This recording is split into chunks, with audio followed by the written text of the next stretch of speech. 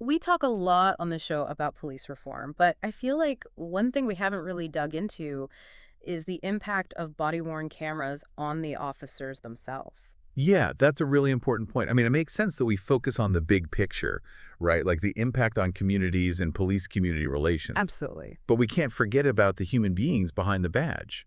What's it actually like for them to have every move they make recorded? Exactly. And that's what we're diving into today with a super interesting research article. Yeah.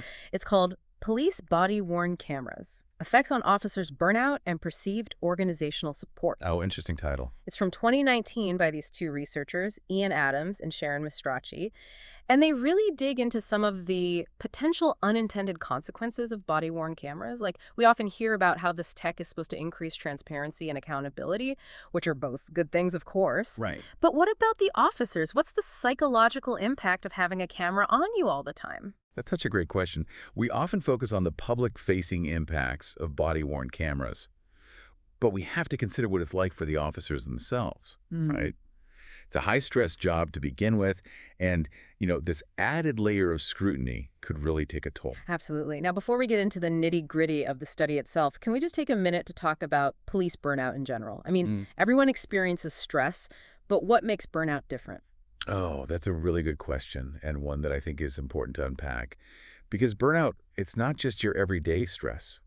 It's like this state of total emotional, physical, and even mental exhaustion Wow. that comes from being exposed to overwhelming stressors for a long period of time. So it's like chronic stress. Yeah, exactly. Chronic stress on steroids. Okay, yeah, I'm starting to see the difference. So someone experiencing burnout, they're likely to feel just completely drained all the time, cynical, and like they're just going through the motions. Yeah, like they're just phoning it in. Yeah, totally. And that lack of engagement, that can be incredibly damaging in a profession like policing, Right, where you're dealing with high-stakes situations all the time. right. You need to be on your A game. Exactly. And, you mentioned that this is particularly problematic in policing. Can you talk a little bit about why that is? And, what are some of the consequences of police burnout? Yeah.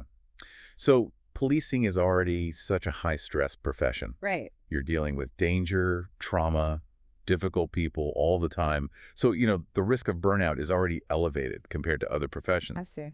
And the consequences, well, they can be really, really serious, not just for the officer, but for the community as well. You're talking about increased risk of suicidal thoughts, higher rates of illness, more absenteeism, problems at home, potential substance abuse. Oh, wow. It can even contribute to heart disease. Really? I never would have thought of that. Yeah. It's a serious, serious issue. And I think because it's not always as visible as other problems, it can be easy to overlook. But it's something we really need to be paying attention to. Okay, so we've established that burnout is a big problem in policing. But how do body-worn cameras fit into all of this? I mean, I thought they were supposed to be a good thing, right? More transparency, more accountability. Right, exactly. So help me connect the dots here. Well, that's where things get really, really interesting. Because the intention behind body-worn cameras was, absolutely good. Of course. It's about improving police-community relations and increasing that accountability that you mentioned. Right. And those are good things. But what this study found is there might be some downsides that maybe we haven't considered as fully as we should have. So there's a potential dark side to these cameras. Well, maybe not dark side per Yeah. se, but it's like a double-edged sword, right? Okay. There are some potential downsides that we need to be aware of. All right, I'm officially intrigued. So tell me, what did this study actually find? Well, researchers found that officers who wore body-worn cameras actually experienced higher levels of burnout, like significantly higher. Wait, really? So these cameras that are supposed to improve things are actually making things worse for officers? That seems counterintuitive, right? Totally. But the results were statistically significant. And that means it wasn't just a random fluke. There's a real correlation here. Wow, okay. So we've got cameras that are supposed to be a good thing actually leading to more burnout in officers. What's the explanation for that? Well, the study also found that the presence of body-worn cameras decrease officers' sense of organizational support. Hold on, back up a second. What does perceived organizational support even mean? Yeah, great question. It basically refers to the level of support that officers feel they're getting from their department. Do they believe their bosses value them? Okay, yeah. Do they feel like their department cares about their well-being? Right, right. And will their superiors support them when things get tough? So it's like that sense of having your back. Exactly. And this is so crucial for anyone in any job, but especially in a high-stress profession like policing, right? Oh, absolutely. Where you are dealing with life or death situations constantly. So are you saying that the cameras made officers feel like they were being, I don't know, watched and judged all the time? Hmm. And then because of that, they felt less trusted and supported by their departments. Exactly. That's a great way to put it. Mhm. And that's kind of the crux of it. The cameras kind of shift that balance of trust and support. Wow. Okay, so the cameras lead to less support, and less support leads to more burnout. Got it. Yeah. And here's where it gets really interesting. The researchers found that this decrease in perceived organizational support actually explains how body-worn cameras lead to burnout. So it's what they call a mediated relationship. Okay. Mediated. Now you're using some of those fancy research terms that go right over my head. Break it down for me like I'm 5 years old. Okay. Okay. Basically, think of it as like a chain reaction, Okay. right? Yeah. So the cameras, they lead to decreased support. Yeah. And that decreased support, that leads to burnout. So it's like a domino effect. Gotcha. So the less supported officers felt because of the cameras, the more likely they were to experience burnout. Makes sense. Yeah, exactly. But now I have to ask the million-dollar question, why? Like, why would wearing a camera make officers feel less supported by their departments? That's the part I'm still struggling with. Yeah, that is the million-dollar question. And it really gets to the heart of the emotional side of police work, something that a lot of people don't really think about too much. You see, there's this concept called emotional labor. Emotional labor. Mm-hmm. Ooh, okay. I like this. Tell me more. So basically, police work requires officers to manage their emotions very carefully. You know, they have to follow all these strict display rules, meaning they need to present a certain demeanor even in these really stressful and challenging situations. So they have to keep it cool even when things are crazy. Exactly. Yeah. They have to remain calm, composed, professional, even when they're like dealing with a hostile suspect or, you know, like a really tragic scene. That sounds incredibly demanding. It is. Yeah. And I think it's something that we often take for granted, right? Because they're supposed to be these stoic figures. Right. But, you know, they're human beings and they're dealing with all Yeah. this emotional stuff all the time. It's like they have to put on a mask. Exactly. Yeah.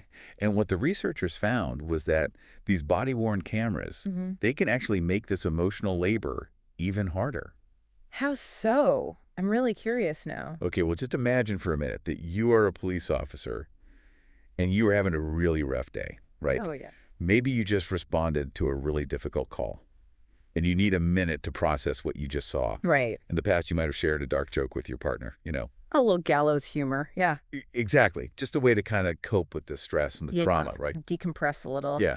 Yeah. Yeah. But with a camera recording your every move, you can't do that anymore Oh, wow. Yeah. because that could be taken out of context. Right. Of course. It could end up on the news. You know, they have to be on all the time. And that means suppressing those natural coping mechanisms. That seems brutal. It's like they can't even vent to their partner anymore. Yeah, exactly. And that constant scrutiny, well, it can lead to this buildup of unprocessed stress and emotion, Yeah, right? that makes sense. Because it's like they're always performing for the camera. You Oh, know? wow. Wow. Yeah, I hadn't even thought of that. That's a really good point. And that performance just adds to the mental and emotional burden of the job. Absolutely. Okay, so these cameras, they may be creating a situation where officers feel more isolated, they can't use their normal coping mechanisms, and they feel like they're constantly being scrutinized. And that all ties back to that feeling of decreased support from their departments, which ultimately leads to burnout. Man, it's a lot more complicated than I realized. It is. It is. And, you know, it brings us back to that double-edged sword we talked about earlier. These cameras are supposed to be a good thing. They're intended to improve transparency, improve accountability, which are all super important goals. But they might be having these unintended consequences for the officers who are wearing them. It's like we're trying to fix one problem, but we might be creating another one in the process. Exactly. And it just highlights the need to be really thoughtful about how we implement new technologies, especially in sensitive areas like law enforcement. Well, this has certainly given me a lot to think about, and I bet our listeners are feeling the same way. I would imagine so. You know, before the break, we were talking about some pretty heavy stuff. Burnout, emotional labor, this whole idea that body-worn cameras, while intended to be a good thing, could actually be making things tougher for officers in some ways. It's definitely something to consider. It is. So let's shift gears a little bit and talk about solutions. If we know that organizational support is so important for officer well-being, What can police departments actually do to mitigate the potential negative effects of body-worn cameras? That's the question, isn't it? Like, how do we make this technology work for everyone involved? Exactly. So give us the goods. What are some concrete strategies that departments can implement? Well, I think the first and most important thing is to foster open communication with officers. Makes sense. Like really actively solicit feedback from the officers who are actually wearing these cameras day in and day out. Find out what their experiences are, what their concerns are, how they feel about the technology. Don't just impose it from the top down. Right. Involve them in the process. Exactly. Because when officers feel like they're being heard, like their opinions matter, Yeah. that can go a long way in building trust. And I imagine that trust is crucial when you're talking about something as sensitive as having your every move recorded. Absolutely. And speaking of trust, another key piece of the puzzle is training. Okay, so we need to train officers on how to use the cameras. Got it. Well, yes, but it goes beyond just the technical aspects, like how to turn the camera on and off. Right, because there's a whole human element to this that we can't ignore. Exactly. Departments need to provide comprehensive training that addresses the emotional challenges of wearing a camera, too. So it's about equipping officers with the tools to, I don't know, handle the stress. Exactly. Things like mindfulness techniques, stress reduction strategies, conflict resolution skills, Yeah. anything that can help them navigate the unique emotional landscape of having a camera on them all the time. I love that. So we're not just throwing technology at the problem, we're actually thinking about the human impact. Exactly. We're taking a holistic approach. Okay, what else? What other strategies are out there? Well, something else the departments can consider is peer support programs. Peer support. Yeah. Or, providing access to mental health resources that are specifically tailored for officers who are dealing with the challenges of wearing body-worn cameras. That's a great idea. Creating that space for officers to talk to each other, to debrief after a tough shift, to process those difficult emotions, it's so important. It is. And it's about normalizing those conversations about mental health. Making it okay to not be okay. Exactly. Because let's be real, police work is tough. It is. We talk a lot on this show about that crucial element of perceived organizational support. It seems like everything we're talking about today ties back to that in some way. Absolutely. Departments need to walk the walk, not just talk the talk. Yeah. They have to demonstrate their commitment to officer well-being through concrete actions and policies. Like what? Give me some examples. Well, think about things like ensuring that disciplinary procedures are fair and transparent. Right, that's huge. Yeah. Because if officers feel like the camera footage is going to be used against them unfairly, it's just going to create more distrust. Exactly. It's about making sure that the cameras are being used as a tool for improvement, not as a weapon. I like that. And, providing opportunities for professional development, for advancement, for officers to feel like they have a path forward in their careers. Yeah, like they're not just stuck in this rut of constant scrutiny. Exactly. And actively advocating for officer well-being, not just within the department, but in the community as well. So it's about sending a message that we value our officers. Exactly. We appreciate their service and we're committed to supporting them. It sounds like a big cultural shift is needed in a lot of police departments to make this happen. It is a big shift, no doubt about it. But it's a necessary one if we want to create a system that works for everyone. We need to move away from this us versus them mentality and recognize that police officers are human beings. Right, they're not robots. They have emotions, they experience stress, they make mistakes just like the rest of us. And they need support, too. Absolutely. I want to go back to something you mentioned earlier about the limitations of the study. The researchers were very clear that their sample size was geographically limited. Right, so we can't necessarily generalize these findings to all police departments across the country. Right, we need more research to confirm if this is happening everywhere. Exactly. But, even with that limitation, this study raises some really important questions about the impact of body-worn cameras on officers. And maybe, future studies could even explore other potential areas of impact that we haven't even thought of yet. Absolutely. Like, what about the impact of these cameras on decision-making in high-pressure situations? Right. Does having a camera on you change the way you approach a situation? Or what about the impact on interactions with the public? Yeah, does it create a barrier between officers and the people they're trying to help? So many questions still to be answered. Well, you've given us a lot to think about, but I think the main takeaway here is that body-worn cameras, while well-intentioned, are not a magic bullet. Exactly. They're a tool, And like any tool, they can be used for good or for bad. And it's up to us to make sure that we're using them in a way that benefits everyone. That's what it's all about. This research really drives home the point that we can't just assume new technologies will automatically solve all our problems, especially in policing where the stakes are so high. It's like we need to be extra cautious when we're talking about tools that could literally have life or death consequences, right? Exactly. And I think this study also underscores how crucial it is for researchers, policymakers, and law enforcement, all those different groups, to be talking to each other. To be on the same page, yeah. Right. Because we need to find solutions that work for everyone involved. And it sounds like what you're saying is that it's not about being pro-body-worn camera or anti-body-worn camera. Right. It's so much more nuanced than that. It's about acknowledging the complexity. Exactly. Recognizing that there are potential benefits and drawbacks. And then working together to figure out, okay, how do we maximize those benefits Yes. while also minimizing those risks? Exactly.